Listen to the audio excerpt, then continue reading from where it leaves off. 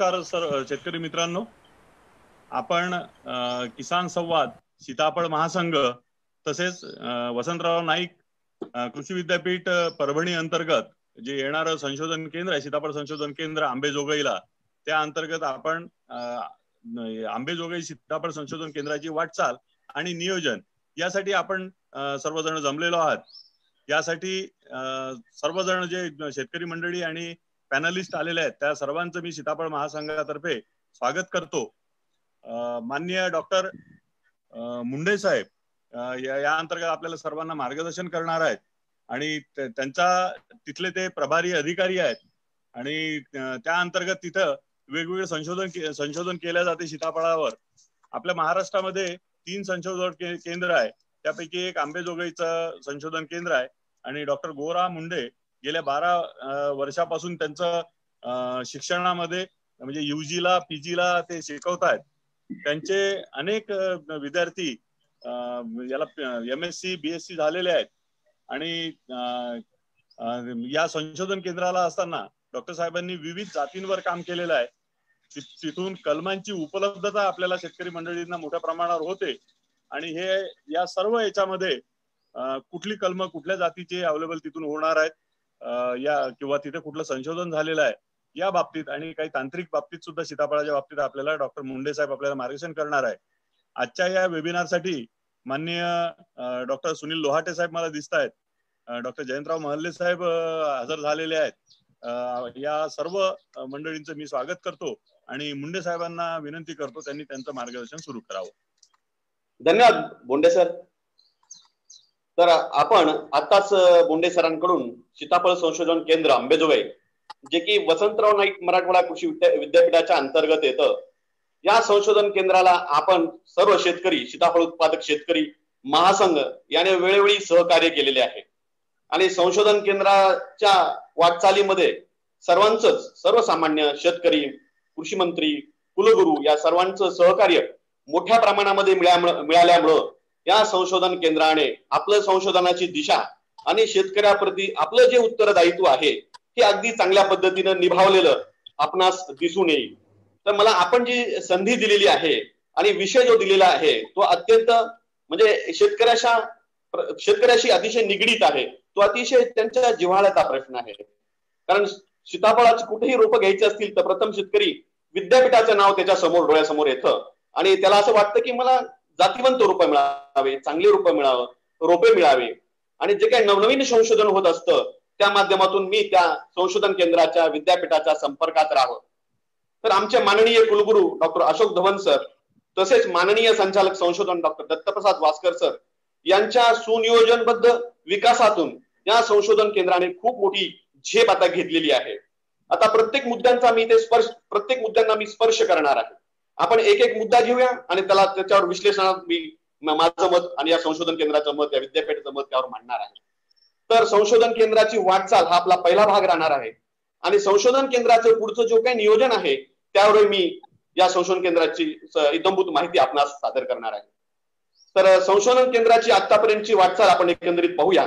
या संशोधन केंद्रानं एक असा निर्णय घेतला आहे की शेतकऱ्यांसाठी मोठ्या प्रमाणावरती जी काही सुधारित वाण आहेत ही उपलब्ध व्हावीत यासाठी सातत्याने प्रयत्न केलेले आहेत। या संशोधन केंद्राच्या माध्यमातून दरवर्षी आपण मोठ्या प्रमाणावर किमान 1 लाखाच्या पुढेच रोपांची, विशेषतः करून कलमांची निर्मिती आपण करत असतो आणि या रोपांची निर्मिती केल्यानंतर ही प्रामुख्याने जूनच्या पहिल्या आठवड्यामध्ये विक्रीसाठी उपलब्ध होतात।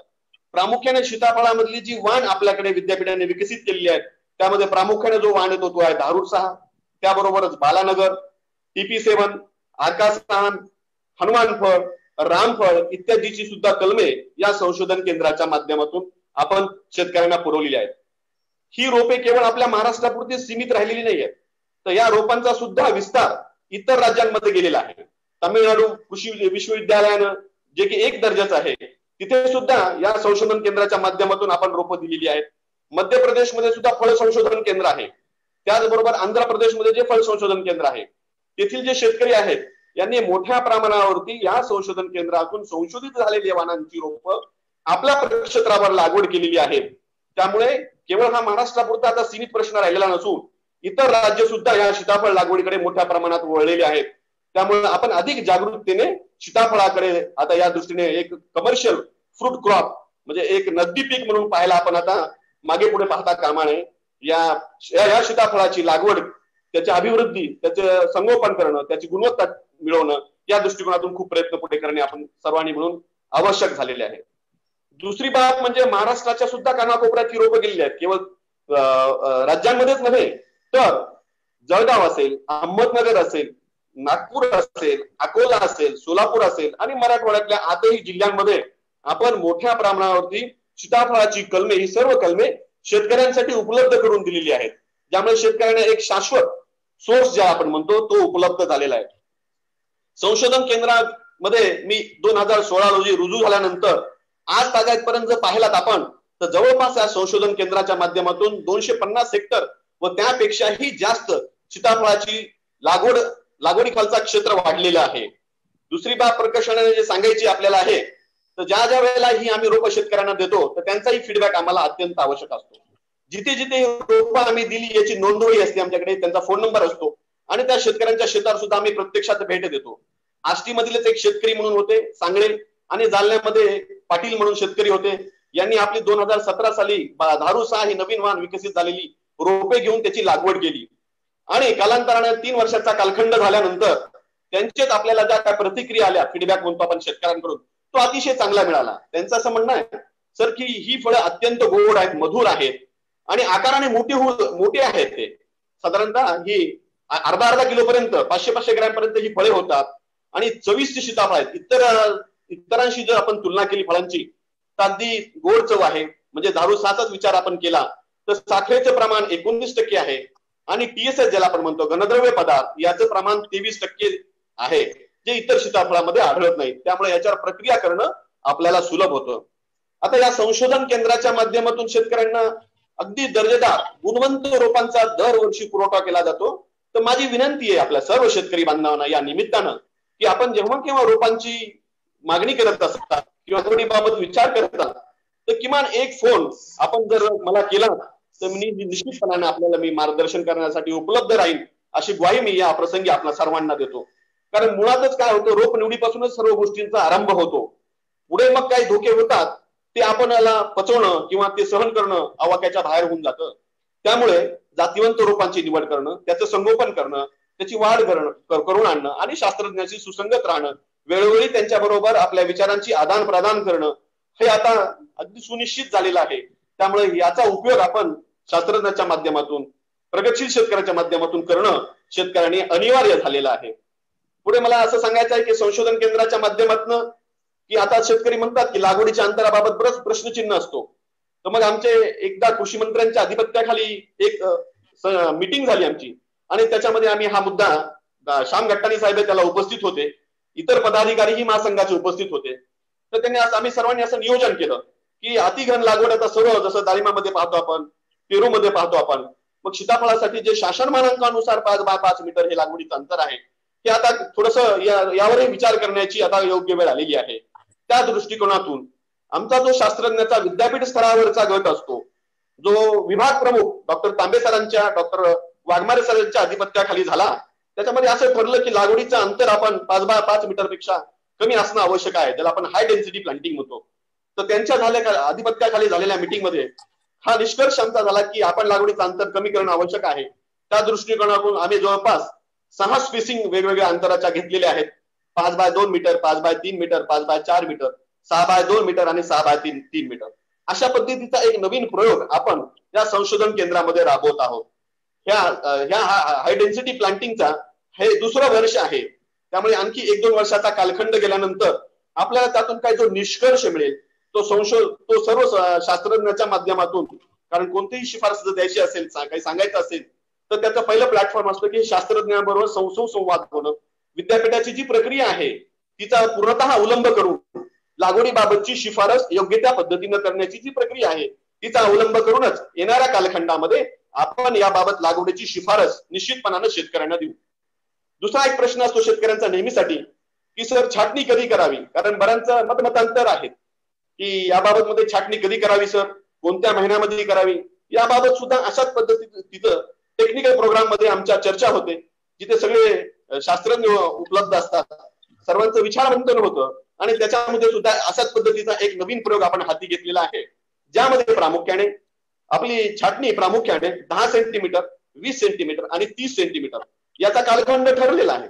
15 फेब्रुवारी, 1 मार्च आणि 15 मार्च.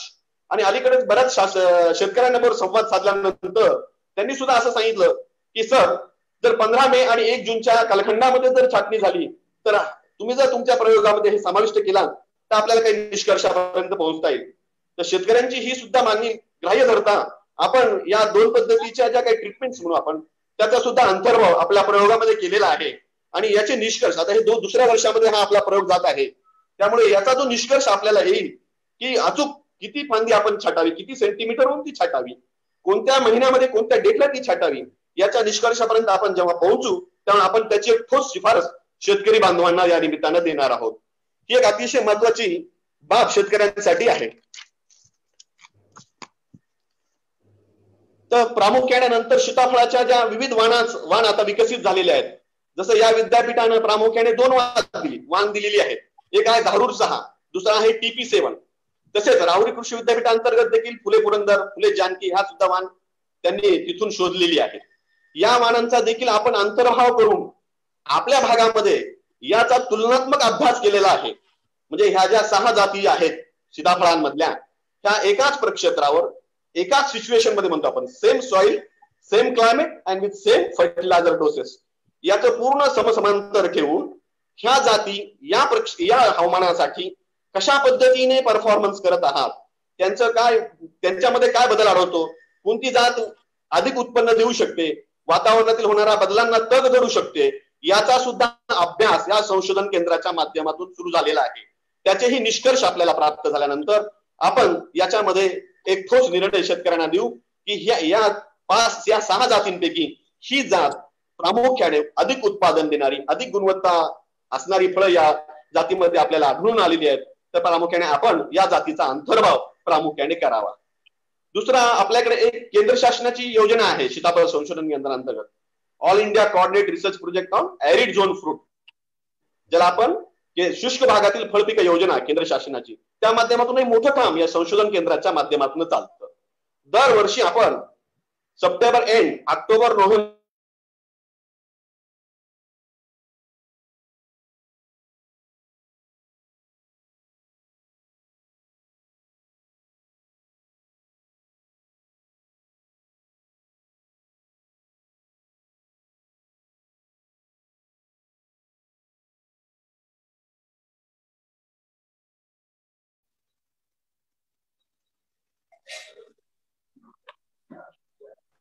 मोठ्या प्रमाणावरती सीताफळ येतात, त्यावेळेला सुद्धा आपला एक प्रयोग त्या ठिकाणी असतो.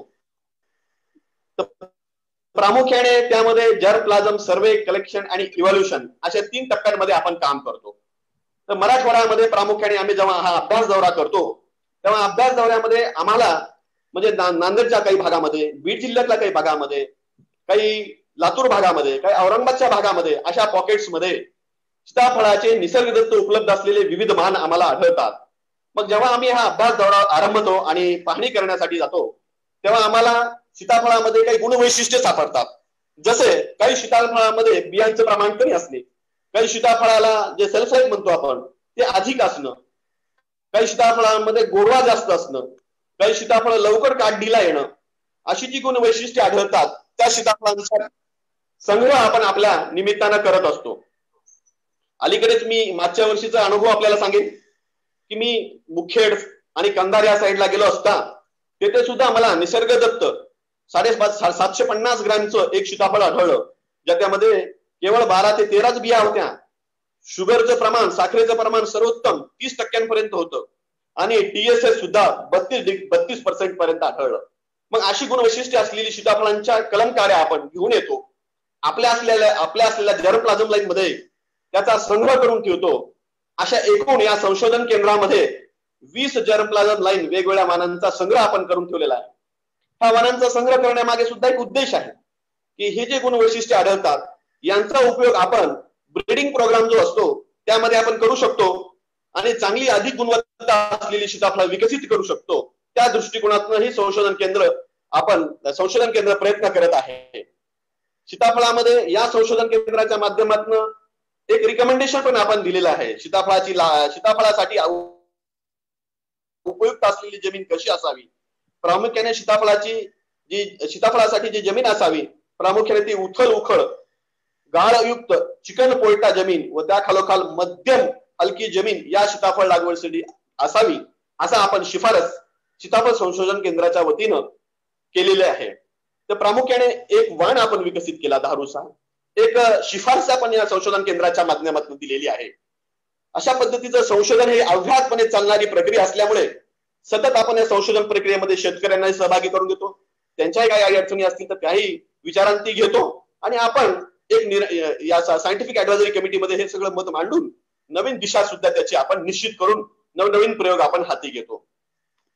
पुढे सांगायचं झाल्यानंतर की आता पुढचा भाग जो आहे तर दोन भागामध्ये आपण वाटचाल पाहिली सीताफळ संशोधन केंद्राची. एक आहे रोपवाटिकेची, मोठ्या प्रमाणावर रोप उपलब्ध शेतकऱ्यांसाठी इथे आहेत, शेतकऱ्यांनी त्याचा लाभ घ्यावा असं मी आव्हान सर्वांना करतो.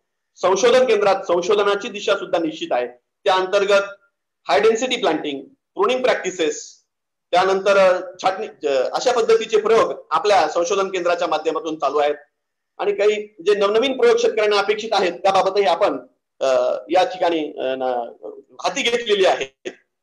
पुढे सांगायचं झालं तर आता आपण पुढील नियोजनाबाबत विचार करूया की शेतकऱ्यांच्या खूप अपेक्षा संशोधन केंद्राच्या माध्यमातून असतात की सीताफळ हे प्रामुख्याने क्लायमेट्रिक फ्रूट आहे. त्यामुळे बऱ्याच जणांचं म्हणणं असतं की हे फळ 4-5व्या दिवशी पिकतं, सर पुढे काय करावं आपण त्यावर, कारण त्याच्यावर प्रक्रिया होणे अत्यंत आवश्यक आहे.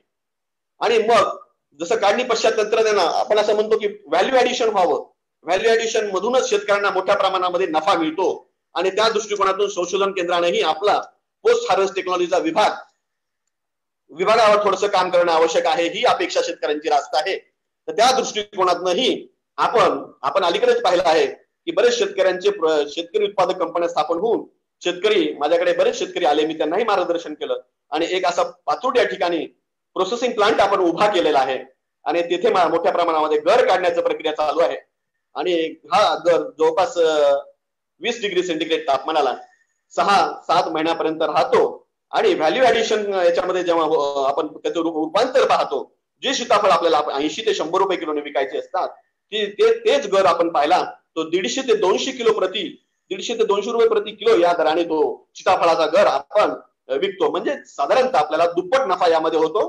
थोडं अधिक मेहनतीची आपल्याला गरज आहे. फार काही मोठी गुंतवणूक शेतकऱ्यांना यामध्ये करावी अशातलाही हा भाग नाहीये. शेतकरी आपल्याकडे असलेल्या थोड्याशा भांडवलावर देखील हा व्यवसाय थोड्या प्रमाणामध्ये सुरू करू शकतो. गरज आहे त्याला एक कोल्ड स्टोरेज फॅसिलिटी असण्याची, कारण तिथे इलेक्ट्रिसिटीचे प्रॉब्लेम येतात. तो जो भाग आपण जर थोडासा ग्राह्य धरला, त्याचं थोडंसं नियोजन केलात आणि आपल्याच लघु उद्योग जसा आपला आहे, आपण लिज्जत आपण उदाहरण घेऊया, एका छोट्या प्रमाणात सुरू झालेला उद्योग आज अगदी व्यापून गेलेला आहे. तसंच आपण कुठेतरी सीताफळाच्या बाबतीमध्ये शेतकरी असतील, शास्त्रज्ञ असतील, शासन असेल, विद्यापीठे असतील, यांच्या माध्यमातून आपण सर्व हातात हात घालून या पोस्ट हार्वेस्ट टेक्नॉलॉजीच्या बाबतीमध्ये अधिक पुढे गतिमानता येण्यासाठी सर्वजण प्रयत्न करूया अशी आम्ही आशा आपल्यासोबत बाळगतो. आणि शेतकऱ्यांना दुसरा एक प्रश्न असतो की सीताफळासाठी एक खुंट असावा असं त्यांची अपेक्षा असते की स्टँडर्डायझेशन ऑफ रूट स्टॉक आपण म्हणतो. कारण जनरली असं होतं की आपण कोणत्याही फळांची बिया घेतो आणि ते खुंट वाढवतो, मग त्याच्यामध्ये कोणते गुणवैशिष्ट्य असतात याबाबतही आपल्याला फारसं काही अज्ञात असतो आपण. तर माननीय कुलगुरू आमचे अशोक धवन सर आणि वास्कर सरांनी याबाबत स्टँडर्डायझेशन ऑफ रूट स्टॉक साठी प्रयत्न करण्याचे आम्हाला सूचित केल्याप्रमाणे आम्ही नाही यावर्षी सुद्धा काही अगदी दुर्मिळ भागामध्ये अगदी कमी पर्जन्यावर येणारी अशी काही फळं आम्हाला आढळलेली आहेत, त्यांच्याही बिया आम्ही आणलेल्या आहेत. त्या इथे लागवड करू आणि त्यांचाही अभ्यास करून स्टँडर्डायझेशन ऑफ रूट स्टॉक, कोणता रूट स्टॉक असावा, जसा मोसंबीमध्ये आपण रूट स्टॉक वापरताना जंबेरी आहे आणि रंगपूर लाईम आहे, तर रंगपूर लाईमची आपण निवड करतो प्रामुख्याने. तसंच आपण सीताफळाच्या बाबतीमध्ये सुद्धा एक विशिष्ट खुंटच वापरावा याबाबत संशोधनांती निष्कर्ष शेतकऱ्यांना आपण देऊया. तसेच पुढच्या वाटचालीमध्ये प्रामुख्याने सीताफळाच्या बाबतीमध्ये शेतकऱ्यांची असते की सीताफळाला जी फळधारणा व्हायला हवी असते ती ते पुरेशा प्रमाणामध्ये होत नाही, किंवा झाली फुलधारणा तर फळधारणेमध्ये ते टिकत नाही आणि झाली फळधारणा तर त्या गुणवत्तेचे फळ मिळत नाही. हा सुद्धा एक शेतकऱ्यांपुढे मोठा प्रश्न असतो. त्यामुळे माझं शेतकरी बांधवांना या निमित्तानं सांगणं आहे की जो सीताफळाचा फुलोरा जेव्हा सीताफळाचं एक गुणवैशिष्ट्य आहे की जसंच वातावरणामध्ये ओलावा निर्माण होतो किंवा वातावरण बदलायला लागतं, जूनची चाहूल लागायला लागते, वातावरणामधलं तापमान कमी होतं आणि हलक्या पावसाच्या सरी होऊ लागल्यानंतर आपण पाहतो की सीताफळाला नवीन पालवी यायला लागते आणि फुलधारणेला सुद्धा सुरुवात व्हायला लागते. हे विशेष आहे सीताफळामध्ये. इतर फळ पिकांमध्ये काय होतं की बऱ्याच प्रमाणामध्ये अगोदर फुलं पानांचं म्हणजे व्हेजिटेटिव्ह ग्रोथ होते, पानं यायला लागतात आणि कालखंडानंतर फुलधारणा होते. पण ते सुद्धा सीताफळाच्या बाबतीमध्ये आढळत नाही. जसं आपली पालवी यायला लागते तर तीच लगेच कळी सोडायला लागते. त्यामुळे ही जी फुलधारणा असते ती टिकून धरणं अत्यंत आवश्यक आहे. कारण हेच हीच फुलांचं रूपांतर फळामध्ये करू शकलो आपण तर आपल्याला उत्पादनामध्ये भर झालेली दिसून येईल. आता ही फुलगळ होण्याची कारण खूप आहेत.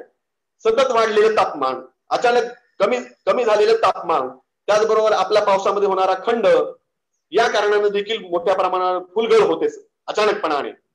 आणि मग यासाठी आपल्याला जर हा खंड पडत असेल तर सीताफळ हे पूर्णतः कोरडं म्हणणं सुद्धा थोडं तितकंच संयुक्त होणार नाही. तर सीताफळाला जर आपण पाण्याची जोड दिला, पाणी उपलब्ध केला तर पाण्यामुळं सीताफळाची उत्पादकता, गुणवत्ता सुधारण्यामध्ये निश्चित मदत होईल. कारण बऱ्याच चर्चासत्रामध्ये असं होतं की सीताफळ हे कोरडं फळ आहे, त्याला पाणी लागत नाही, पाणी देण्याची आवश्यकता भासत नाही, असा जो थोडासा आपला समज आहे तो कुठेतरी कमी करावा आणि सीताफळाला सुद्धा काही प्रमाणामध्ये पाणी आपण जर उपलब्ध केला, ज्याला आपण सुरक्षित सिंचन असं म्हणतो, एक प्रोटेक्टिव्ह इरिगेशनच्या स्वरूपामध्ये आपण त्याला पाहणं गरजेचं आहे. तर ही सुरुवातीला झालेली फुलधारणा फळधारणेमध्ये रूपांतरित करण्यास आपल्याला मदत होते. सीताफळाचं फुल जर आपण पाहिला तर त्याला पांढरा रंग असतो, त्याला कोणताही सुगंध नसतो. त्यामुळे कोणत्या पद्धतीची माशी त्याची हॉनीबी म्हणा आपल्याला इतर कीटक त्याचं परागसिंचन करू शकत नाहीत, पॉलिनेशन फर्टिलायझेशन. त्यामुळे आपण एखादी जसं बाजारामध्ये गिलार्डियासारखं लग्न समारंभामध्ये आपली पिवळी फुलं आपण पाहतो ती अगदी कमी पाण्यावरती येतात. एक पाऊस जरी झाला आणि आपण त्याचं बी जरी टाकला तरी त्याला मोठ्या प्रमाणात फुलधारणा होते. त्याला वेगवेगळ्या प्रकारचे कलर असतात. त्या कलरमुळे हॉनीबी सारखे इन्सेक्ट्स त्याला अट्रॅक्ट होतात आणि आपली जी क्रॉस पॉलिनेशनची प्रक्रिया आहे किंवा जसं मी जिलार्डिया म्हणालो तसं निशिगंधाचा सुद्धा आपण अंतर्भाव करू शकतो. निशिगंधाला एक सुरुवातीचाच कालखंडामध्ये खर्च आहे आणि ती गंध 2-3 वर्ष पण आपण जर नाही काढली तर तशाच पद्धतीचं येणाऱ्या सीझन मध्ये पुन्हा निशिगंध फुलतो आणि तो अतिशय सुगंध त्याला असल्यामुळं ते इतर कीटक त्याला आकर्षित होतात आणि त्याचं म्हणजे फुलांचं फळधारणेमध्ये रूपांतर व्हायला मदत होते, जे क्रॉस पॉलिनेशन आपण म्हणतो. आता पुढे मोठ्या प्रमाणावर फळधारणा झाल्यानंतर शेतकरी विवंचनेत पडतो. कारण प्रत्येक फळ हे समान आकाराचं होत नाही, एकसारख्याच वजनाचं होत नाही, त्याच गुणवत्तेचं होत नाही. त्यामुळे इथे सुद्धा शेतकऱ्यांनी फळाची विवरणी करणं अत्यंत आवश्यक असते. आपल्या झाडाचं वयोमान पाहता ते किती झाडांना पेलू शकतं याचा अभ्यास करून आपल्या झाडावरची फळांची संख्या निर्धारित केल्यास त्याचे परावर्तित त्याचं रिफ्लेक्शन गुणवत्तेमध्ये झालेलं आपल्याला निश्चितपणानं दिसून येईल. त्यामुळे ही सुद्धा गोष्ट शेतकऱ्यांना ग्राह्य धरणं अत्यंत आवश्यक आहे. आपल्याकडे सुद्धा या पद्धतीचे प्रयोग फळ विवरणीचे चालूच आहेत. दुसरी महत्वाची गोष्ट या संशोधन केंद्राच्या माध्यमातून पुढील वाटचालीमध्ये आहे ती म्हणजे सीताफळासाठी आपण एकदम हलकी जमीन निवडतो. म्हणजे प्रामुख्याने जिथे काही फार काही येत नाही अशा सीताफळाच्या जमीन सुद्धा आपण सीताफळाच्या लागवडीखाली आणतो आणि शेतकऱ्यांना सांगतो की अगदी हलकी जमीन असेल तरी चालते. तर बऱ्याच वेळेला हाही प्रश्न उद्भवतो की पुढील कालखंडामध्ये सीताफळ अधिक उत्पादन देणार नाही, त्या गुणवत्तेचं देणार नाही, म्हणून जमिनीची सुपीकता कशा पद्धतीने टिकवून ठेवायची आपल्याला याच्यावर सुद्धा विद्यापीठाने संशोधन केलेलं आहे. आणि जमिनीची सुपीकता वाढावी, जमिनीमध्ये उपलब्ध असलेलं जे अन्नद्रव्य आहे ते झाडांना मिळावं या दृष्टिकोनातून ही विद्यापीठाने काही बायो फर्टिलायझर्स काढलेली आहेत. पीएचबी असेल, ॲझोटोबॅक्टर असेल, जर बुरशी असेल आपल्या झाडांना प्रादुर्भाव करत असेल तर तिथे असे मित्र ट्रायकोडर्मा सारख्या बुरशीनाशकांचा वापर करावा. प्रामुख्याने मी तर शेतकऱ्यांना सांगेल की जर जमिनीची सुपीकता आपल्याला वाढवायची असेल तर आपण ग्रीन मॅरोनिंग सारखं डेंचा असेल किंवा आम्ही एक प्रयोग केला होता आंब्यामध्ये की स्टायलोहेमॅटो नावाचा एक गवताचा प्रकार आहे, तो आम्ही सीताफळाच्या बागेमध्ये, आंब्याच्या बागेमध्ये तो एक प्रयोग आम्ही त्यामध्ये केलेला होता. तर ह्या वैशिष्ट्य असं आहे की हे एक चारा पीक आहे स्टायलोहेमॅटा, जे अतिशय कमी पाण्यावरती येतं आणि त्याचा तण व्यवस्थापनामध्ये फार मोठा हातभार आहे. फार मोठ्या तण त्या बागेमध्ये आपल्याला आढळणार नाही जर आपण स्टायलोहेमॅटो सीड आपण जर स्प्रेड केला, ब्रॉडकास्ट केला तर एक त्याच्यामध्ये 2 फायदे त्याच्यामध्ये होतात. एक आहे आपल्या जनावरांना सुद्धा त्यातून चारा उपलब्ध होतो आणि आपल्या जमिनीमध्ये नत्र स्थिरीकरण करण्याला सुद्धा याचा फायदा होतो. आणि एकदा स्टायलोमेटेचं बियाणं आपल्या शेतामध्ये टाकलात, ब्रॉडकास्ट केलात, की तुम्हाला पुढील कालखंडामध्ये केव्हाही त्या बियाण्याचा शिरकाव करण्याची गरज नाही. निसर्गदत्त ते दुसऱ्या पहिल्या कटिंग मध्ये चारा बनवा, दुसरी जेव्हा ते वाढीला लागतं गवत, तेव्हा सीड फॉर्मेशन होऊ द्या. ते सीड फॉर्म झाल्यानंतर आपोआपच ते डिस्पर्स होऊन जाईल त्या आपल्या क्षेत्रफळामध्ये सीताफळाच्या, आणि पुढील हंगामामध्ये ते जोमाने वाढू लागेल. त्यामुळे तण व्यवस्थापन होईल, जमिनीची सुपीकता वाढेल. असे नवनवीन प्रयोग शेतकरी आम्हाला विचारतात. आम्ही शेतकऱ्यांना या बाबतीमध्ये सांगतो. इतरही आपण अशा पद्धतीचे शॉर्ट ड्युरेशनल क्रॉप म्हणतो आपण, यांचा अंतर्भाव जर केला तर जमिनीची सुपीकता वाढेल. असणारे अन्नद्रव्य जे आपण टाकतो सीताफळांसाठी, जसं सीताफळाला आपण जेव्हा सीताफळाचं झाड तिसऱ्या किंवा चौथ्या वर्षीमध्ये येतं, त्यावेळेला आपण त्याला 4 ते 5 टोपले शेणखत प्रति झाड, तसेच त्याचा जो स्टँडर्डाइज डोस केलेला आहे 250 ग्रॅम नत्र, 125 ग्राम स्फुरद आणि 125 ग्राम पालाश. आता याच्यावर शेतकरी बऱ्याच वेळेला विचारमंथन करतात की सर हा डोस आता कशा पद्धतीनं, म्हणजे गेली आम्ही 15 वर्ष देतोय, 10 वर्ष देतोय, यामध्ये काय सुधारणा होणं आवश्यक आहे याबद्दल तो सजग असतो आणि आम्हाला नेहमी प्रश्न विचारत असतो की आम्ही सुद्धा याबाबत म्हणजे जो 250-125चा डोस आहे यावर 10% अभिवृद्धी वाढ करून आपण तो जर दिला तर झाडाच्या वयोमान जसं वाढत जातं तसे त्याची उत्पादन क्षमता वाढते आणि त्याला जो अन्नद्रव्य लागतं ते मात्र देण्याबाबत आपण सजग राहणं आवश्यक आहे. कारण त्याच डोसवर सगळं काही आपल्याला क्वालिटीची, त्या गुणवत्तेची फळं मिळणार नाहीत. तर त्या दृष्टिकोनातून आपण नियोजन त्या बाबत खताचं करणं अत्यंत आवश्यक आहे. दुसरं सांगायची गोष्ट आहे की सीताफळाची मार्केटिंग बाबत फार मोठी गंभीर समस्या असते आणि संशोधन केंद्राच्या वतीने आपण शेतकऱ्यांबद्दल सतत आम्ही प्रयत्नशील असतो की जसं इतरांच्या बाबतीमध्ये फार्मर्स प्रोड्युसर ग्रुप आहेत, आपल्या सीताफळामध्ये सुद्धा खूप काही सक्रिय लोक आहेत. माझा त्यांच्याशी नेहमी संवाद असतो. ते कुलगुरूंशी संवाद साधतात, संचालक संशोधनाशी संवाद साधतात, माझ्याशी संवाद साधतात आणि कुठेतरी आपण सगळे मिळून यातून मार्ग काढू अशी एक धारणा त्यामध्ये असते. आणि मग आम्ही असं म्हणतो की सीताफळाची जर चांगली गुणवत्तेची ग्रेड याची फळं, मग ती 300 ग्रामची असो 500 ग्रामची असो, आपण त्या वजनाप्रमाणे जर ग्रेडिंग केलात, आपला ब्रँडिंग केलात, पॅकिंग केलं, तर त्या मार्केटमध्ये ती फळं त्या जसं आपल्या महानगर साहेबांचं आपण चांगलं उदाहरण घेऊया. ते लता नावाच्या फळाने आपलं ब्रँडिंग करतात आणि मुंबई मार्केटमध्ये मोठ्या प्रमाणात त्याची विक्री होते. बरेच शेतकरी या पद्धतीनं ते काम करतात आणि मग त्याला चांगला भाव मिळतो. जे नॉर्मल रेट आहे सीताफळाचा 70-80 रुपये किलो, तो साधारणतः 150-140 या रेंजमध्ये आपल्याला पाहायला मिळतो. तर मार्केटिंग बाबत मध्ये सुद्धा आपण शेतकऱ्यांनी जागृत राहणं आवश्यक आहे. आम्ही आमच्या दृष्टिकोनातून शासनाच्या माध्यमातून, विद्यापीठाच्या माध्यमातून, की काही जसं आम्ही म्हणतो की सीताफळ जर लवकर पिकत असेल तर क्लायमेटरी फ्रूट असल्यामुळं तर काही ट्रीटमेंट्स त्याला आपण देऊ शकतो. त्याचाही प्रयोग आमच्याकडे झालेले आहेत की जसं पॅकेजिंग मटेरियल आहे, 2 पद्धतीचं पॅकिंग मटेरियल असतं सीताफळाला सुद्धा वापरू शकतो आपण. एक असतं ऍक्टिव्ह पॅकिंग मटेरियल आणि पॅसिव्ह पॅकिंग मटेरियल असतं. ऍक्टिव्ह पॅकिंग मटेरियल काय होतं, ही फळं पिकण्याची प्रक्रिया जी आहे, जसं आपण श्वासोश्वास घेतो त्याच पद्धतीनं सीताफळाची किंवा कोणतंही फळ हे श्वासोश्वास घ्यायला लागतं, रेस्पिरेशन प्रोसेस चालू असते. म्हणूनच कोणतंही फळ पिकतं. जर ऑक्सिजनचं प्रमाण जास्त असलं की फळं लवकर पिकायला लागतात आणि कार्बन डायऑक्साईडचं प्रमाण जर फळांच्या सानिध्यात आपण जास्त ठेवलं तर ऑक्सिजनचं प्रमाण कमी झाल्यामुळं विथहेल्डिंग ऑफ द रेस्पिरेशन प्रोसेस होते. म्हणजे प्रामुख्याने फळं पकण्याची जी गती आहे ती मंदावल्या जाते. आणि हे जे ऍक्टिव्ह आणि पॅसिव्ह पॅकेजिंग मटेरियल आहे याचा उपयोग आपण केलात आणि with the involvement of gases म्हणतात, मी जसं सांगितलं कार्बन डायऑक्साईड CO2 आणि ऑक्सिजन, आपण जर CO2चं प्रमाण त्यामध्ये जास्त ठेवलात, ऑक्सिजनचं प्रमाण कमी केलात, निश्चितपणानं ती जी प्रोसेस आहे रायपनिंग प्रोसेस आपण पिकण्याची, तिला आपण काही कालापुरतं तरी सीमित करू शकतो, त्याला बंदिस्त करू शकतो. आणि मेन जो घटक आहे कोणत्याही फळ प्रक्रियेला पिकवण्यासाठी कारणीभूत होण्यासाठी त्याच्यामध्ये असलेला इथेरेल हा घटक आहे. तर इथिलीन ऍब्झॉर्बन्स काही आपल्याला मिळतात, पोटॅशियम परमॅंगनेट सारखा, KMnO4 सारखा. आपण जर त्या पॅकिंग मटेरियल मध्ये अशी घटक ठेवले तर प्रामुख्याने हे जो इथिलीन गॅस रिलीज होतो त्याला ते शोषून घेतात, ऍब्झॉर्ब करतात, ज्याच्यामुळे इथिलीन प्रोडक्शन थांबतं आणि जी फळांची पकण्याची म्हणजे रायपनिंग प्रोसेस चालू झालेली असते ती कुठेतरी तिला मंद करण्याचं काम ही केमिकल्स केली करतात आणि मग आपण त्याचा कालखंड 2 ते 3 दिवसांनी वाढू शकतो. किती अथक प्रयत्न आपण जर करायचं म्हणलं सीताफळांना तर त्याला निसर्गानं वरदान दिलेलं आहे. आपण पाहिलं की इतर फळ पिकवण्यासाठी आपल्याला केमिकल्स वापरावं लागतात. जिथे आंबा असेल, केळी असेल, ह्या फळ पिकांना आपण इतर काही वापरतो आपण की जे शरीराला हानिकारक आहे, तसं बाबतीत सीताफळामध्ये नाहीये. त्यामुळे सीताफळ हे आपल्याला आधुनिक काळातील कल्पवृक्ष आपण म्हणता येईल. कारण पहा, अलीकडील वातावरणातील मोठा बदल होत आहे, तापमानातील वाढ आपण पाहतोय, विविध आजारांनी आपणही ग्रस्त, मानवी जीवन सुद्धा संकटात सापडले आहे. तर झाडांचं सुद्धा तसंच झालेलं आहे. तर अशा परिस्थितीमध्ये निसर्ग सर्वांचीच देखभाल करतो, त्याची यथोचित काळजी घेतो.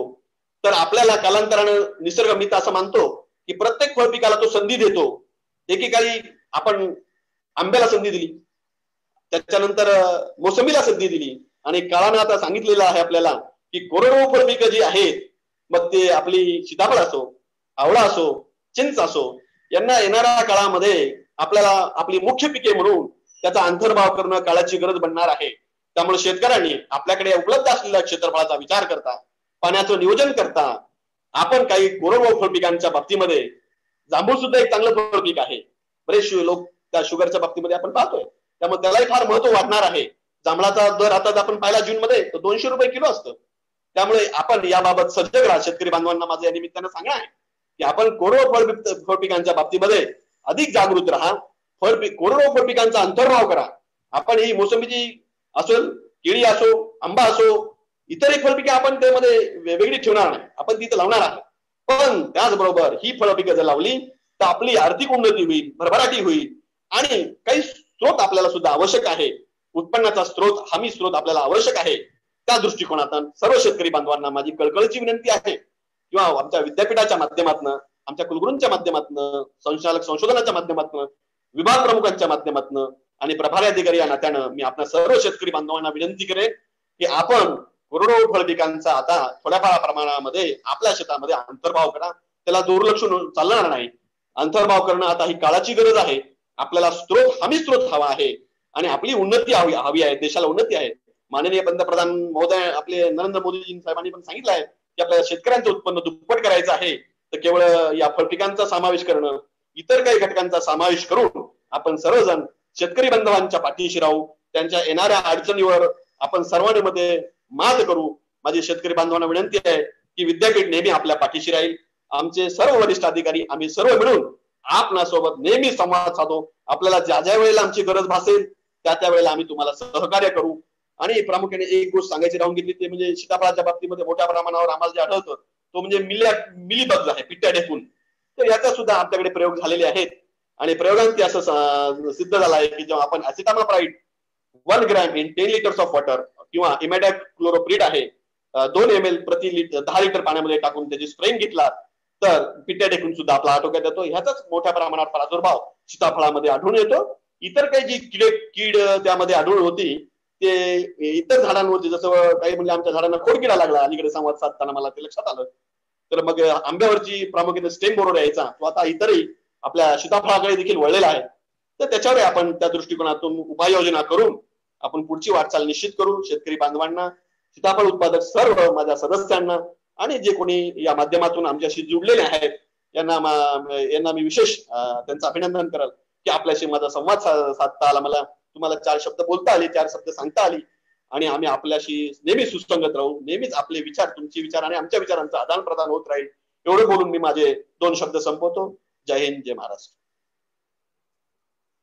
धन्यवाद डॉक्टर मुंडे साहेब.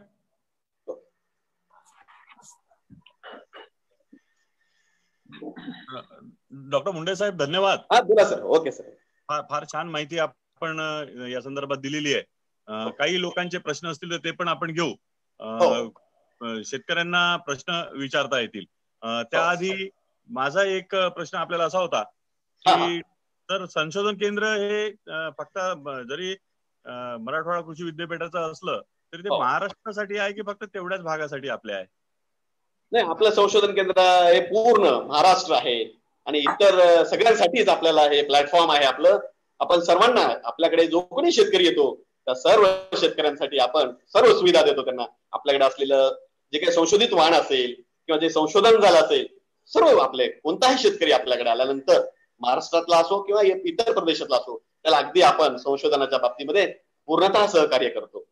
आमची त्या निमित्तानं आमची विनंती अशी होती की याला म्हणजे जो ज्या भागामध्ये विद्यापीठ असेल, संशोधन केंद्र असेल, त्या भागावरच कॉन्सन्ट्रेट केल्या जाते. उदाहरण द्यायचं झालं तर विदर्भामध्ये सुद्धा चांदूर बाजार किंवा बैराम असा एरिया आहे की जिथे खूप चांगले सीताफळ अतिशय चांगल्या क्वालिटीचे होते. कधीतरी कलेक्शनसाठी किंवा याच्यासाठी आपलं विद्यापीठ इकडे पण यावं असं आम्हा लोकांना वाटतं, कारण संशोधन केंद्र हे पूर्ण याचं असल्यामुळे. तर निश्चितपणाने बोंडे सर, आपण जे म्हणालात ना, पुढच्या कालखंडामध्ये आपण विदर्भाचा सुद्धा अभ्यास दौरा करू, आपल्याशी संपर्क करून आपण नक्की निश्चितपणाने तो दौरा आखू सर. त्या भागामध्ये जे चांगली गुणवैशिष्ट्य असणारे सीताफळ आढळतात त्याचा आपण निश्चितपणाने आपल्या संशोधन कार्यामध्ये समाविष्ट करू सर. आपल्या मार्गदर्शनाखाली अभ्यासाचं सुद्धा आम्ही नियोजन त्या सप्टेंबर ऑक्टोबर मध्ये करू सर. निश्चितपणाने आपण तुमच्याकडे भेट देऊ आणि त्या मार्गदर्शनाखाली चांगले वाहन निश्चितपणाने आपण ते आपल्या संशोधन प्रक्रियेमध्ये समाविष्ट करू सर. मुंडे सर, सप्रेम नमस्कार. नमस्कार. नमस्कार सर. नमस्कार सर, मी रवींद्र पोकुले, आर्यनंदी मळा, शरणापूर तालुका, जिल्हा औरंगाबाद, महाराष्ट्र. तर मला एक असं विचारायचं आहे की जे आपले संशोधन केंद्र आहे त्या ठिकाणी असं काही संशोधन चालू आहे का की त्याच्यामध्ये फळांची कीपिंग क्वालिटी किंवा फळांचं शेल्फ लाईफ हे कसं वाढवता येईल याच्यावर काही आपलं संशोधन चालू आहे का? हो, या बाबतीमध्ये आपल्याला सांगेल मी. या वर्षीचा माझा जो विद्यार्थी होता, आता ह्या वर्षी त्याचा थेसिस सबमिट झाला असता. आपण एक आपल्याकडे विद्यार्थी असतात, पीजीचे विद्यार्थी, ते संशोधनात्मक असतात आणि संशोधनाच्या दिशेमध्ये ते पण मदत करतात. तर असा एक प्रयोग मी विद्यार्थ्यांना दिला की आपण सीताफळ काय करूया म्हणलं की 80% पक्व झाल्यानंतर काढूया आणि 90% पक्व झाल्यानंतर काढूया आणि त्याच्यावर काही आपण ट्रीटमेंट्स आम्ही फायनल केलेले आहेत आणि त्या ट्रीटमेंट्स फायनल करून त्याला तो प्रयोग आम्ही गेल्या वर्षी दिलेला आहे. आता या वर्षी त्याच्या फाइंडिंग्स येणार आहेत. आपण सर, मला माझा नंबर आपल्याकडे आहे का, मोबाईल नंबर?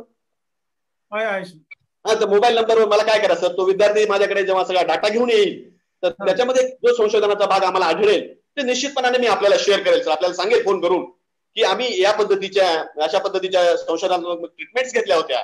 ह्या ट्रीटमेंट्स 80% अप्लाय केल्या, 90% अप्लाय केल्या आणि आम्हाला असं आढळलं की यामुळे सीताफळाचं जो काही सेल्फ लाईफ आहे तो 4 दिवसांनी 8-10 दिवसांनी वाढलेला आहे. तर मी निश्चितपणाने आपल्याला सांगेल. आपण माझा फोन नंबर ठेवा आणि मला एक आवर्जून फोन करा सर, आपल्याला कळेल आहे. त्याच्यावर पण प्रयोग झाला आपला. सर्वांच्या माहितीसाठी फोन नंबर द्या सर. आणि हो सर, सर्व जे काही शेतकरी बांधव पाहत असतील त्यांना विनंती आहे की माझा फोन नंबर आपण लिहून घ्या, कृपया करून लिहून घ्या. डॉक्टर गोरा मुंडे, 82 75 072 792 या क्रमांकावर आपण संपर्क साधा. मला आपल्याला संशोधनाबाबत योग्य ती माहिती दिली जाईल. सर, ज्यांना प्रश्न विचारायचे ते विचारू शकतात. हो, विचारा सर. इथे एक प्रश्न असा होता की धारूर 6 आणि बालानगर याच्यामधल्या पेक्षा धारूर 6चे काय वैशिष्ट्य आहे? धारूर 6 जे अलीकडलं वाहन आपलं आलं ना सर, त्यामध्ये जे गुणवैशिष्ट्य आपल्याला आढळले ते म्हणजे सगळ्यात जास्त TSS आहे सर. त्याच्यामध्ये घनद्रव्य पदार्थ, त्याच्यामध्ये जवळपास 25% घनद्रव्य पदार्थ आहेत सर. आणि त्याचा उपयोग आपल्याला, आणि साखरेचं प्रमाण सुद्धा 19% आहे सर. ही दोन्ही घटक बालानगरच्या तुलनेमध्ये जास्त आहेत. त्यामुळे हे चवीला गोड आणि पुढील फळ प्रक्रिया करण्यासाठी आपल्याला अधिक उपयुक्त सीताफळ आहे. बालानगरची सीताफळ मोठ्या प्रमाणात मागणी होते. तसंच जर ज्या प्रक्रिया केंद्राला धारूर 6ची वाणं मिळाली फळं, तर ते म्हणतात सर आम्हाला धारूर 6चीच द्या. कारण काय असतं की प्रोसेसिंग होण्यासाठी घनद्रव्य पदार्थ अत्यंत महत्वाचा घटक समजला जातो. तर हा TSS, टोटल सोल्युबल सॉल्यूट, सगळ्यात जास्त धारूर 6 मध्ये 25% पर्यंत आढळल्यामुळे आपल्याला ते एक काम सुलभ झालं. आपल्याला प्रोसेसिंग कडे जायचंय आपल्याला. तर त्या दृष्टिकोनातून शुगर अँड TSS याचं दोन्ही पर्सेंटेज त्याच्यामध्ये जास्त असल्यामुळं हा वाण अधिक पुढेच्या कालखंडामध्ये लोकप्रिय होईल. कारण माझं नेहमी शेतकऱ्यांना सांगणं असतं की आपल्याला सीताफळाला टोमॅटो सारखं करायचं नाही. आपल्याला भविष्यामध्ये काय करायचं आहे, सीताफळा कंपल्सरी प्रक्रिया करायची आहे. सीताफळ हे केवळ खाण्यापुरतं सीमित ठेवायचं नाही आपल्याला. त्याच्यापासून आपल्याला जे काही व्हॅल्यू एडिशन करायचं आहे त्या दृष्टिकोनातून आपण खूप अग्रेसर राहणार आहोत कालखंडामध्ये. तर हे सीताफळ अधिक उपयुक्त राहील आपल्या प्रोसेसिंग मध्ये. डॉक्टर मुंडे, मला प्रश्न विचारायचा आहे. बोला सर. हो, विषय असा आहे की आता जो माझा प्रश्न होता, धारूर 6 वर्सेस बाळानगरची स्पेशालिटी काय आहे, त्यामध्ये गर आणि बी याचा रेशो काय आहे का? सीड पर्सेंट मध्ये फार फरक नाहीये सर. कारण काय होतं, नुसतं TSS आहे, TSS जरी फॅक्टर असला तरी तुमचा सीड अँड पल्प याचा काही रेशो आहे का बालानगर वर्सेस दारू 6?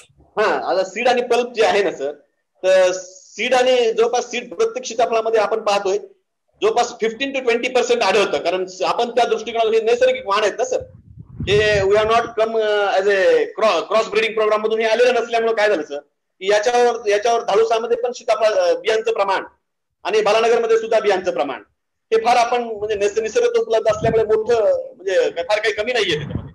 साधारणतः 15, 18, 20 या दरम्यानच्या बिया त्यामध्ये निघतात सर. जेव्हा फॉर एक्झाम्पल घेऊया ना सर आपण आर्गासन आपण जर पाहिलं तर याच्यामध्ये केवळ 5 ते 6 बिया निघतात. त्याचं कारण काय सर, हा क्रॉस करून टाकलेला आहे. आता हे धारूड 6 जो आहे वाण आपला, हा निसर्गदत्त उपलब्ध असलेला वाण असल्यामुळं त्याच्यात बियांचं प्रमाण आहे सर, आहे. अच्छा, मगाशी एका औरंगाबादच्या शेतकऱ्याने प्रश्न असा विचारला होता हो सर की त्याचं तुमचे शेअर फ्लाय वाढण्यासाठी काय करता. त्यात मला एक विनंती अशी करायची आहे हो सर की जसं आमच्या द्राक्षामध्ये स्लो रिलीज आणि ड्युअल रिलीजचं पॅड वापरतात. काय वापरतात सर? ड्युअल रिलीज किंवा स्लो रिलीजचा पॅड बोलतात, पॅड वापरतात. बरं सर, एथिलीन ऍब्सॉर्ब करण्यासाठी. इथिलीन ऍब्सॉर्ब करण्यासाठी, अच्छा. तर तुम्ही नाशिक भागात जर कधी चौकशी केलीत तर सगळे एक्सपोर्टर्स काय करतात, द्राक्षामध्ये जेव्हा 16 TSS येतो तेव्हा तो पॅड वापरतात आणि जो तेव्हा ह्याला पोचतो युरोपला 1 महिन्याने पोचतो तेव्हा त्याचा TSS 16चा 17 होतो, 18 होत नाही. अच्छा.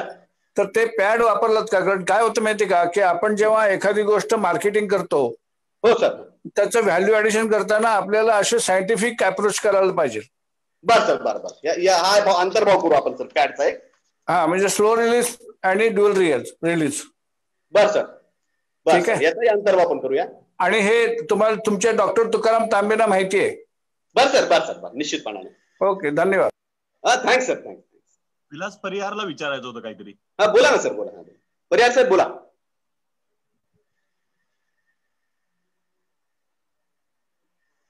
सर नमस्कार. नमस्कार, बोला सर, बोला.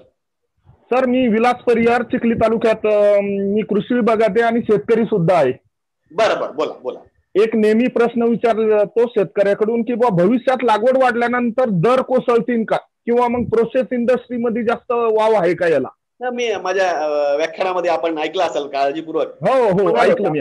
टोमॅटो करायचं नाहीये म्हणजे पर्याय काय मला म्हणायचं होतं तिथे की सीताफळाची दिवसेंदिवस लागवड वाढणार आहे, ती कमी होणार नाही आता, कारण हे एक शाश्वत पीक आहे. मी सांगितलं आधुनिक कल्पवृक्ष आपल्याला त्याला म्हणता येईल.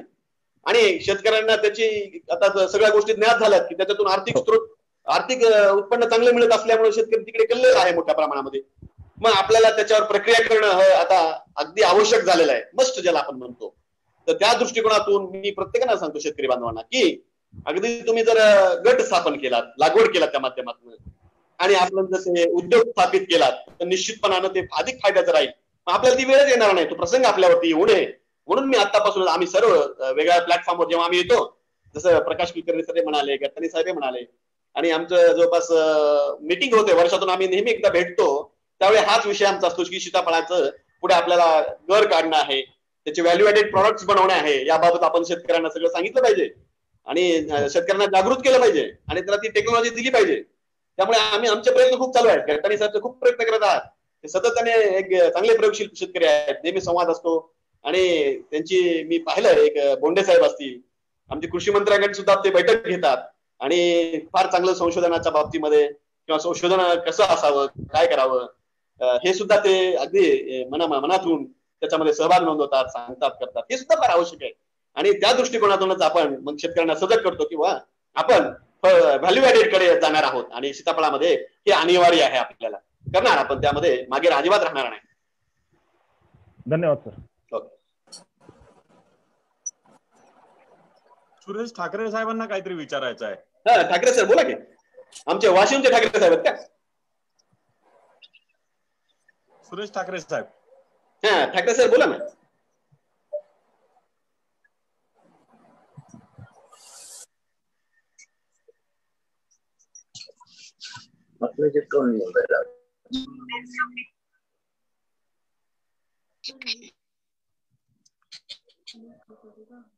नाही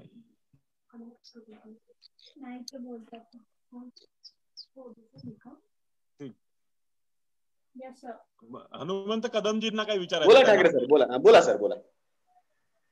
नमस्कार सर. हा नमस्कार, बोला सर. सर आम्ही 11 शेतकऱ्यांचा एक ग्रुप तयार केलाय. बर बर बर. Hello sir. आणि त्याच्या मार्फत आम्ही FPO पण उभी करला. आवाज स्पष्ट करा. शेतकऱ्यांचा गट केला सीताफळ लागवड करतो आम्ही. तर आवाज FPO तयार करतोय एक सीताफळ. काय करतोय? सीताफळ बाय प्रोडक्ट करण्यासाठी एक FPO तयार करतोय सर. बर बर. हा फॉरवर्ड प्रोड्युसर आहे. बर बर. तर त्या संदर्भात थोडीशी माहिती अशी पाहिजे होती की त्याच्यापासून बनणारे प्रोडक्ट्स, बाय प्रोडक्ट्स, घरापासून बनणारे. हा, आणि बाय प्रोडक्ट्स ती फॅक्टरीज आम्हाला कुठं बघायला भेटतील? तुम्हाला ह्या फॅक्टरीज आपल्या पुणे साईडला, पुण्याला याचे मोठे प्रकल्प आहेत घर काढणं, त्याचबरोबर त्या घरापासून आईस्क्रीम बनवणे, रबडी बनवणे, कस्टर्ड पावडर सुद्धा. इव्हन आपल्या गट्टरी साहेबांकडे तुम्ही गेलात का? ते पावडर वगैरे बनवतात, बऱ्याच समारंभामध्ये आणतात का. आता वाशिमला जी कार्यशाळा झाली आपली ठाकरे साहेब, तिथे त्यांनी आणलं होतं. वाशिम जिल्ह्यामध्ये यावर्षी आपली कार्यशाळा झाली सीताफळाची, तिथे गट्टाणी साहेबांनी कस्टर्ड पावडर आणली होती. मी तर पुढे तुम्हाला ठाकरे साहेब सांगेन की येणाऱ्या कालखंडामध्ये आपल्याला चहापत्ती वगैरे नकोच आहे आपल्याला, त्याच्याने भरपूर काही प्रॉब्लेम्स येऊ लागले. आपण जर दुधामध्ये कस्टर्ड पावडर टाकली आणि त्याचं सेवन केलात तर एक परिपूर्ण अन्न होणार आहे. त्या दृष्टीने सुद्धा आपल्याला ज्या ज्या समारंभामध्ये आपण सीताफळ उत्पादक शेतकरी भेटू, आपण ती सुरुवात करणार आहोत की दुधामध्ये कस्टर्ड पावडर टाका आणि ते घ्या. एक पूर्ण अन्न ते बनतं, पूर्ण अन्न म्हणू आपण त्याला.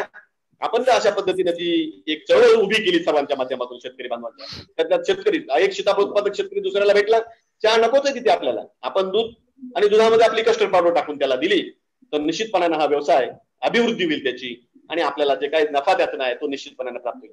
कुठेतरी आपण या दृष्टिकोनातून सुद्धा आता म्हणजे गट्टारी साहेब तर प्रत्येक वेळेला आम्हाला ते रबडी वगैरे खाऊ घालतात भेटल्यानंतर. मग आम्हाला असं वाटतं, मी तर आता बऱ्याच ठिकाणी असं पाहिलं ठाकरे साहेब की लग्न समारंभामध्ये सांगायचं झालं तर लोकांना आता ते गुलाबजामुनचा काळ विसरलेली लोक आहेत. आता तुम्ही लोक रबडी, आता बरेच समारंभामध्ये रबडी, सीताफळाची रबडी मागणी दिवसेंदिवस वाढू लागलेली आहे. आणि याच्यामध्ये मी जसं सांगितलं कोणते केमिकल प्रिझर्वेटिव्ह आपण ऍड करत नाही, सीताफळ रबडी ते आपल्या शरीराला हानिकारक नाही. आता कोणी थम्सअप कोका कोला पिलेलं दिसतं का तुम्हाला? कुठे सुद्धा आढळत नाही. त्याची कुठे जाहिरात नाही की पे बंद केले शासनाने, कुठे काय झालंय म्हणून. तर लोकच ओळखून घेतात की जे काही अन्न बाहेर आपल्याला मिळतं ते जर सात्विक असेल, चांगलं असेल, चांगल्या गुणवत्तेचं असेल, तो लोक सेवन करतात. आता लोक मोठ्या प्रमाणात ते लिंबू सरबत पिऊ लागलेले आहेत, त्याचं महत्व त्यांना कळू लागलेलं आहे. तसंच सीताफळाचं आपल्या पावडर कस्टर्ड पावडर. त्यामुळे निश्चितपणानं आपण कस्टर्ड पावडरच्या बाबतीमध्ये अधिक प्रयत्न करणार आहोत, कारण ती जास्त काळ टिकते ना. हा, हॅलो सर. हा बोला बोला.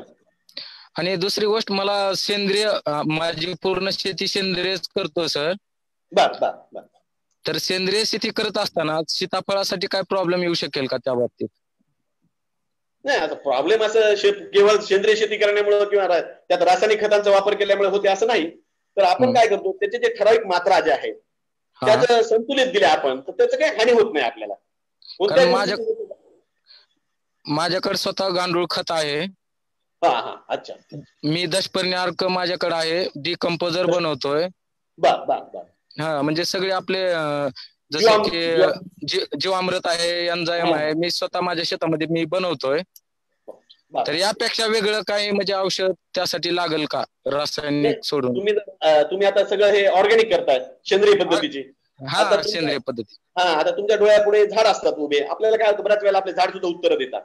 आता तुमची अशी वाढलेली झाड पाहिल्यानंतर तुम्हाला काही वेगळं पण त्यात आठवतं. मी जे एक बाग पाहिली होती सांगतो तुम्हाला, पूर्णतः सेंद्रिय होती. मी मोसंबीची बाग पाहायला गेलो होतो बदनापूरला. मी विद्यार्थ्यांना त्यांनी माझी ओळख करून दिली. त्यावेळेला मी प्राध्यापक म्हणून विद्यार्थ्यांना शिकवत होतो आणि शिकत असताना परत नर्सऱ्या वगैरे तपासायलाही आम्हाला जावं लागायचं वेगवेगळ्या भागामध्ये. तर एक असा मला भेटला आणि मग बाग पाहायला चला म्हणाला, आणि मी मोसंबीची बाग पाहायला गेल्यानंतर मला तिथं असं आढळलं की त्यांनी पूर्ण ते आम्हाला त्यांनी सांगितलं नाही. मी म्हणालो ही बाग साधारणतः 10 वर्षाची आहे. सर म्हणला आश्चर्य वाटेल तुम्हाला, ही बाग केवळ 5 वर्षाची आहे, ही पूर्णतः सेंद्रिय आहे म्हणलं तुम्हाला. आम्हाला थोडा धक्का बसला की सेंद्रिय शेतीवर पूर्णतः असलेली ही बाग आज आपल्याला 5 वर्षांनी अधिक दिसते. म्हणजे एवढी तिची विगरस ग्रोथ होती, म्हणजे आम्ही सुद्धा थक्क झालो. म्हणजे त्याचे काही रिझल्ट जे आहेत ते निश्चितपणाने चांगले आहेत, त्याच्यामध्ये काही वाव नाही. फक्त जेव्हा किडींचा प्रादुर्भाव वगैरे होतो आणि ते आपल्या आटोक्यात राहत नाही किंवा झाडाची काही वेळेला आपली जी म्हणजे काही किडी रोगांचा प्रादुर्भाव होतो त्या दरम्यानच्या कालखंडामध्ये आपण मग थोडस काही कीटकनाशकांचा अंतर्भाव करतो, कारण शेवटी आपल्याला झाड हे महत्वाचं असतं. त्या दृष्टिकोनातून आपण थोडंफार काही गोष्टींचा अंतर्भाव त्यामध्ये करतो. प्युअरली ऑर्गॅनिकली करतो नाही असतला भाग नाही, त्यात काही नुकसान होतं असंही नाही, कारण मातीमध्ये आपण पाहिलेलं आहे ही सर्व गोष्टींची आवश्यकताच असते. पूर्वी आपण हे करायचं, पण अलीकडे हल्ली आपल्याला शेणखताचे अनेक प्रश्न भेडसावत आहेत, इतर खत उपलब्धतेबाबत प्रश्न आहेत. त्याच्यामुळे थोडस काही हरकत नाही, तुम्ही ऑर्गॅनिक करत असाल तर एक ऑर्गॅनिक प्रोड्यूस तुमचा बाहेर येईल, त्याची मोठ्या प्रमाणावर मागणी आहे. प्युअरली ऑर्गॅनिक म्हणून शेतकरी विकतात तर त्याचे भाव वेगळे असतात, खूप त्याला किंमत आहे. ते सुद्धा स्तुत्य उपक्रम आहे तुमचा सुद्धा, तुम्ही प्रयत्न करतात ते सुद्धा छान गोष्ट आहे. आणि सर आपला कॉन्टॅक्ट नंबर माझ्याकडे लिहून घ्यायचा राहिला. बरं घ्या ना, घ्या. हा सांगा ना सर. 8275 8275 072 072 792. हा 792 करा फोन कडे अडचणच्या वेळेला. ठीक आहे सर. हो धन्यवाद. पुढला प्रश्न.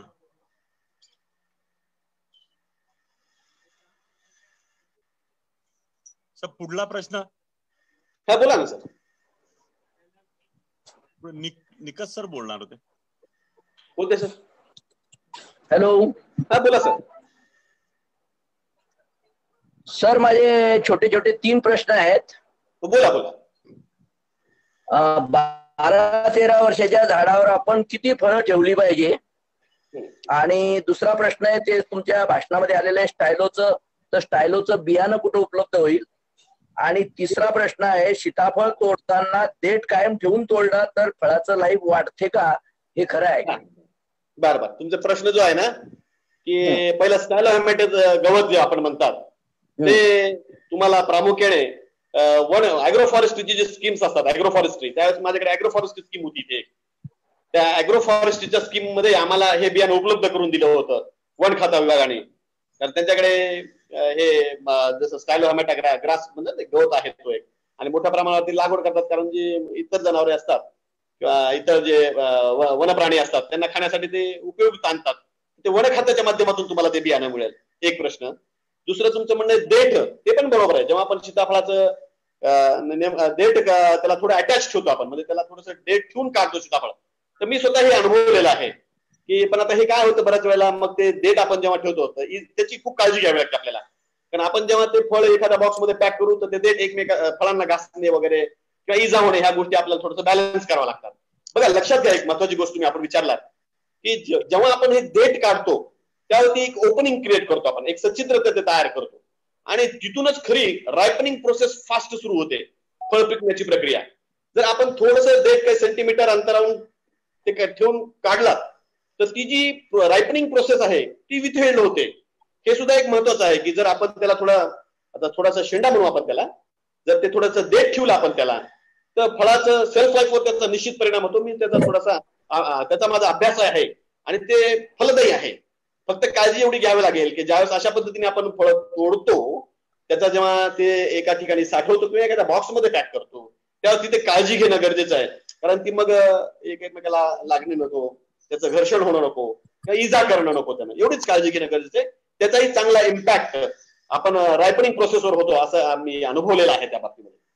आणखी काय प्रश्न होता तुमचा?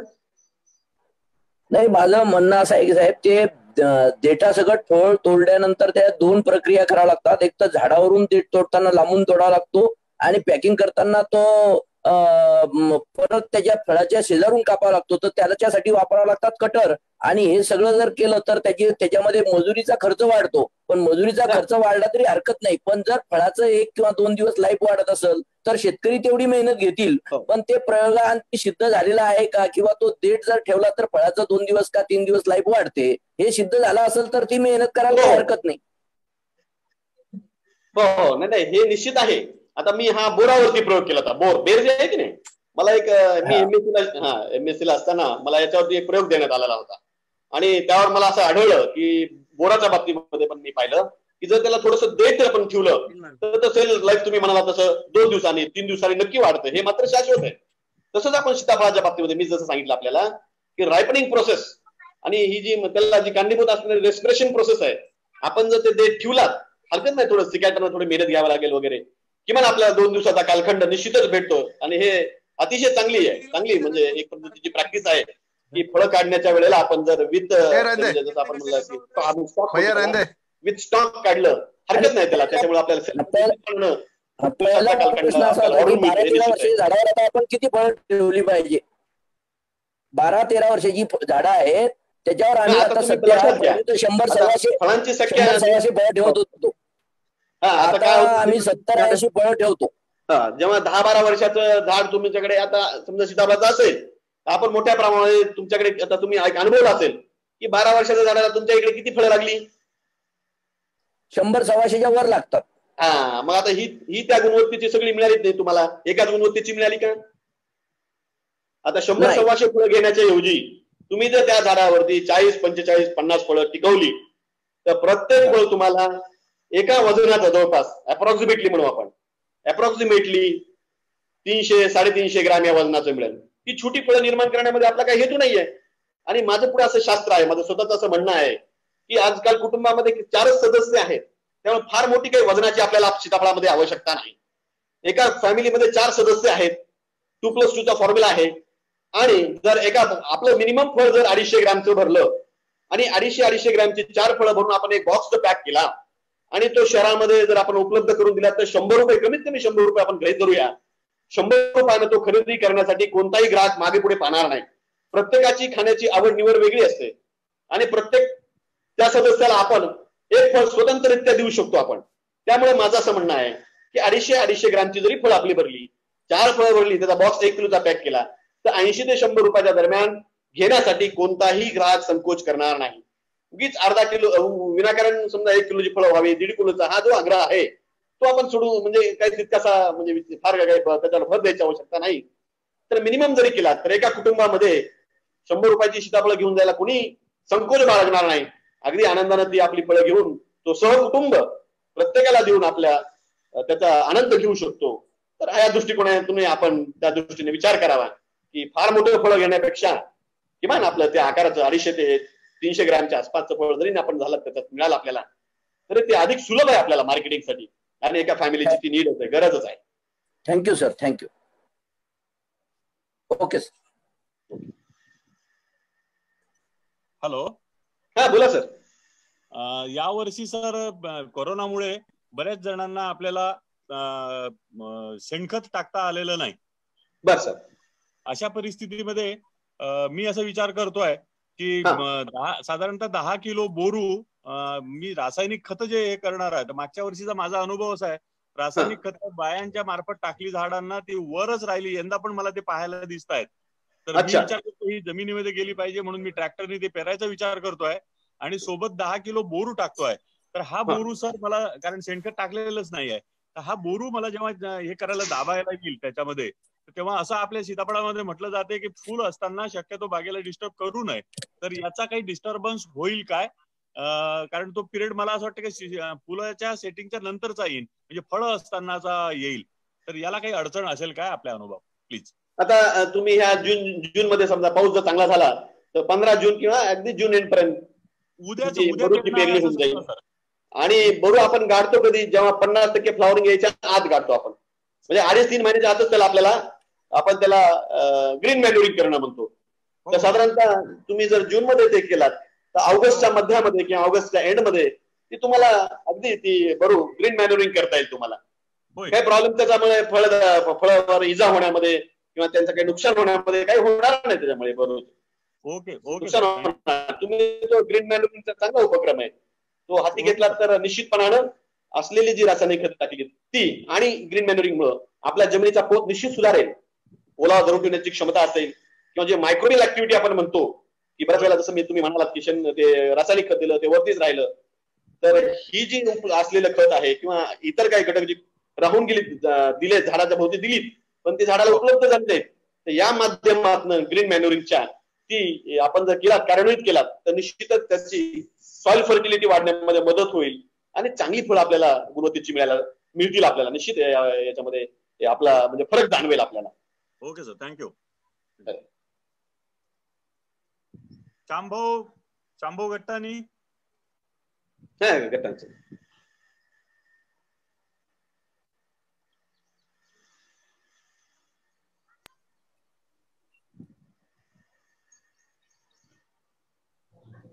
आतापर्यंत रेंज नसल्यामुळे सर्व फोन वगैरे बंद होते आमचे. बर सर. त्यामुळे सुंदर वेबिनारला मुकावं लागलं मला. अरे सर, बर. श्यामराव, हा पुढचा वेबिनार आपण सीताफळ संगोपन व पोषण यावरती घ्यावा. साईज मोर प्राइस मोर. सीताफळ संगोपन व पोषण म्हणजे संगोपन व पोषण. संगोपनामध्ये हॉर्टिकल्चर प्रॅक्टिसेस येतात, पोषण मध्ये न्यूट्रिशन येतं. म्हणजे नंबर ऑफ फ्रुट्स. आता मगाशी सांगितले number of fruits, size of the fruit and the nutrition of the fruit, that is more target. Okay. Mahale sir आमचे डायरेक्टर होते, ते महाले सर आहेत का सर? जयंतराव महाले सर, नमस्कार सर. मी पाहतो आपल्याला सर. नमस्कार सर. नमस्कार. आपलं योगदान खूप आहे सर कृषी विभागाला. महाले सरांचं योगदान खूप आहे. छान वाटलं सर आपल्याशी संवाद साधण्यामध्ये, आनंद वाटला. मी ऐकत होतो, आनंद मिळत होता मला. असं बोलू का मी? बोलायला पाहिजे. बोला सर. एक 2-4 मिनिट चालतील ना? हॅलो. खरं जर आवाजामध्ये हे व्हायला खंड पडेल. हा सर. हॅलो. सलग बोला सर. हॅलो. बोला सर. आवाज येतोय? आवाज येतो? हो, येतोय. येतोय सर. आपण सलग बोला. यायला सर. बोला ना सर. बोला सर. हा, मुंडे साहेब आपलं स्वागत. हो, धन्यवाद. हो. खंड पडायला आवाजामध्ये झाला. बरोबर, ठीक आहे. एक तर पहिलाच आपला हा वेबिनार सीताफळ सोबत, आणि अत्यंत चांगल्या पद्धतीने आपण एक माहिती दिली. आपण एक विभागाचा संचालक राहिल्यामुळे कदाचित मला असं वाटते की आज मला उलेमाले साहेबांची जास्त आठवण येते आहे, किंवा डॉक्टर शंकरराव मगरांची आठवण येते आहे, की महाराष्ट्रामधले हे दोन. ऐकता ना आपण मला? तर आपण अत्यंत प्रभावी वक्ते आहात मुंडे साहेब, हे आज आम्हाला दिसून आलं. सर्वांची. पण आपल्यामधला शास्त्रज्ञ आम्हाला आज कमी दिसला आणि विस्तारक जरा जास्त दिसला. सर, मला एक 2-3 सूचना आपल्याला करायच्या होत्या. एक तर आता आपण बघितलं असेल की सध्या संत्र्याच्या बाबतीतलं जेव्हा खूप प्रोसेसिंगचे खूप म्हणजे प्रॉब्लेम निर्माण झाले, वाईप आउट झाला, ज्याला आपण नागपूरचा म्हणजे कॅलिफोर्निया म्हणत होतो, महाराष्ट्राचा, देशाचा, अशा वेळेस कुठल्याही विद्यापीठाची व्हेरायटी न आणता जैन सारख्या कंपनीने परदेशामधून व्हेरायटीज आणून त्यांनी आता प्रोजेक्ट सुरू केलेला आहे. माझे आता आपण एक रिसर्च हेड असल्यामुळे आणि परमेश्वराच्या दयेने आपल्याला खूप चांगली संधी मिळाल्यामुळे माझ्या 2-3 सूचना आपल्यासाठी होत्या. आपण फक्त जे काही कल्चर आता आपण तयार म्हणजे कनेक्ट करता लोकल चांगलं आहे, ते करावं, जरूर करावं, आदिवासी भागामधलं विशेषतः बोंडे साहेबांनी म्हटल्याप्रमाणे. पण आपल्याला परदेशामधलं सुद्धा ऑस्ट्रेलिया वगैरे आता काही ज्या चांगल्या व्हेरायटीज आहेत, ज्या आपल्याला पुढे मागे आयुष्यामध्ये कामी पडतील, त्याचा सुद्धा विचार करायला हरकत नाही. विद्यापीठांनी आता स्थानिक विचार न करता ग्लोबल विचार करण्याची वेळ आलेली आहे. नंबर 1. याला लागणारी जी काही मदत लागेल आपल्याला, मला माहिती आहे की विद्यापीठाच्या इन्स्टिट्यूटच्या हेडला कुठल्या दिव्यातून जावं लागते, डायरेक्टर ऑफ रिसर्च असतील, व्हाईस चान्सलर असतील, वेगळ्या कमिटीज असतील, मला माहिती आहे ते अडथळे आपले. पण ते अडथळे दूर करण्यासाठी मी, श्यामबाबू, बोंडे साहेब, आम्ही सर्व लोक आपल्याला चांगले, विनय भैया, मोठी मंडळी आहे, बाकी सायंटिस्ट लोक आमच्या सोबत आहेत, आम्ही आपल्याला मदत करू. तर या दृष्टीनं या वर्षीला जेव्हा काही आपण दरवर्षी आता रिसर्च प्रोजेक्ट ट्रायलचं म्हणजे प्लॅनिंग करतो आपण रिसर्च ट्रायलचं, त्या रिसर्च ट्रायल्स करण्यापूर्वी माझी आपल्याला विनंती अशी राहील की 8 दिवस 15 दिवस जर आपण संघाच्या पदाधिकाऱ्यांना किंवा आम्हाला जर अशी वेबवर जरी संधी दिली की रिसर्चचे टॉपिक्स कुठले कुठले आहेत, कदाचित ते 15-20 टॉपिक्स आपल्याकडे येतील. मग समजा उदाहरण परागीकरणाचा असेल, कोणीतरी आपल्याला जास्त दिवस त्याचं म्हणजे आपल्या मॅच्युरिटी हिसन न होण्याच्या बाबतीतलं असेल, बेड किती इंच ठेवायचं ते असेल, सीड रेशिओ कमी करण्याचा असेल, स्टॉक सॉइल रिलेशनशिपचा असेल, भविष्यामध्ये जगाला लागणाऱ्या चवीच्या बाबतीतला असेल, तर असे काही जे की समजा एक 50 टॉपिक्स आपल्याकडे आले तर जे शक्य होतील आपल्याला ते 5-10 टॉपिक जर आपण सिलेक्ट केले तर मला असं वाटतं की रिसर्च आणि आमची म्हणजे उत्पादकाच्या दोन्ही मधलं जे काही एक मेळ म्हणतो तो साधला जाईल. नाही तर माझा ड्रीपचा एक डायरेक्ट पूर्ण असा अनुभव असा आहे की आम्ही एकीकडे ड्रीप लावत होतो आणि दुसरीकडे शेतकऱ्यांना प्रत्यक्षात फक्त ड्रीप दुरुस्त करणारे लोक आम्ही तयार न केल्यामुळे, मेकॅनिक तयार न केल्यामुळे अनेक लोकांचं नुकसान झाल्याचं आम्हाला दिसत होतं. आम्ही फक्त त्या डीलरच्या भरोश्यावरती ड्रीप योजना सोडलेली होती. ही जी गॅप आहे म्हणजे रिक्वायरमेंटची फील्ड मधल्या लोकांची आणि सायंटिस्टची, ही आपल्याला मिटवता येईल. तिसरी माझी सूचना अशी राहील की निसर्ग इतका वेगानं बदलतो की काल आता बाळासाहेब कारखिल्लीकडे वादळ झालं आणि वादळ झाल्यानंतर त्यांच्याकडची फुलगड झाली, काही फळांचं नुकसान झालं, फळं काळे पडले. आता आपल्याला हा जो फीडबॅक आहे हा प्रत्यक्ष तुमच्या पद्धतीने शक्य नाही, पण या वेबिनारच्या माध्यमातून आपण जर एक 15 दिवस महिना जसं आपल्याला शक्य असेल त्यावेळेस जर भेटत गेलो तर तुम्हाला फीडबॅक मिळणं सोपं होईल. मग हा काही लोकांना गाईड करू शकाल वेळेवर काय गोष्टी करायच्या, आता सध्या कुठलं फंजिसाईड मारायचं नाही मारायचं.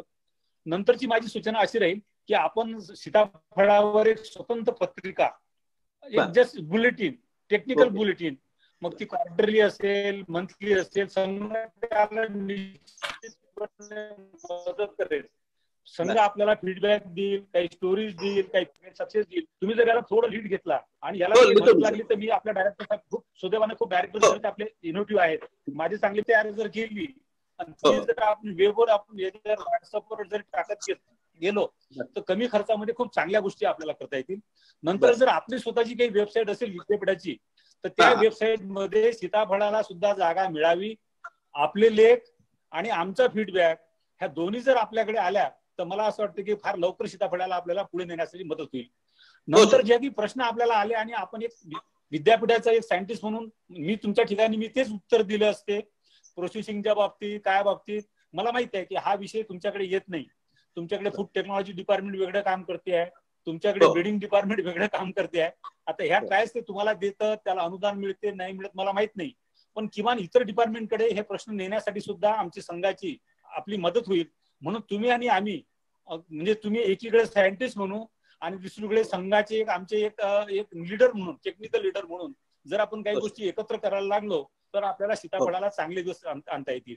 आणि माझी एक शेवटची सूचना आपल्याला अशी आहे की डाळिंबाच्या बाबतीतला आमचा अनुभव असा होता की जेव्हा डाळिंबाची लागवड खूप मोठ्या प्रमाणात आपण करायला लागलो आणि मग आमच्या लक्षात आलं की जेव्हा आपण स्पेसिंग कमी केलं, लोकांनी पाण्याच्या बाबतीत काळजी घेतली नाही, ड्रिपचा वापर कमी केला, फर्टिलायझर खूप मोठा प्रॉब्लेम डाळिंबावर आला. एक सायंटिस्ट म्हणून, या क्षेत्रातले एक लीडर म्हणून, एक व्हिजनरी म्हणून माझी आपल्याला विनंती राहील की पुढच्या 25 वर्षामध्ये सीताफळाचं पीक किती असेल, व्हेरायटी साधारणतः कुठलं कल्चर याच्यामध्ये येऊ शकेल आणि कुठले प्रॉब्लेम दूर राहू शकतील किंवा एखादी कीड मोठ्या प्रमाणात येऊ शकेल, एखादा रोग मोठ्या प्रमाणात येऊ शकेल, त्या दृष्टीनं आतापासून त्याला फोरकास्टिंग ज्याला म्हणतो आपण आणि जगामध्ये अशा पद्धतीने आता करतोय आपण सध्या. तर याचं एक फोरकास्टिंगच्या बाबतीतलं सुद्धा एक जस्ट ते आलंच पाहिजे असं नाही, पण किमान शेतकऱ्याला आम्हाला मग नंतर सांगावं लागलं. राजारामजी देशमुख तेव्हा डायरेक्ट रिसर्च होते की तुम्हाला तेला थांबवायचं असेल तुम्ही स्पेसिंग कमी करू नका, विदाऊट ड्रीप तुम्ही डाळिंब लावू नका. हा, तर अशा पद्धतीनं सीताफळाच्या वॉर्निंगच्या बाबतीत मी म्हणतो आपल्याला की पुढच्या 25 वर्षाचा विचार करून तुम्ही आताच जर आम्हाला काही गोष्टी सांगू शकले तर खूप मोठं तुमचं ऋण सीताफळ ग्रोसर होईल. आणि तुम्हाला ज्या येणाऱ्या वेळोवेळी अडचणी असतील विद्यापीठाच्या बाबतीत त्या इनडायरेक्टली जरी सांगितल्या तर तुमचे प्रश्न आम्हाला पुढे नेण्यासाठी सुद्धा मदत करता येईल. का तुम्ही इथं आल्या, आम्हाला मार्गदर्शन केलं त्याबद्दल धन्यवाद. आता आपल्याला थांबायला पाहिजे, आपली वेळ संपली. विनय भैया वगैरे झाले, मल्ले सरांनी फार छान प्रश्न मांडलेत, त्याच्यावर कुलकर्णी साहेबांनी दिलेल्या फीडबॅकवर आपण काम करू.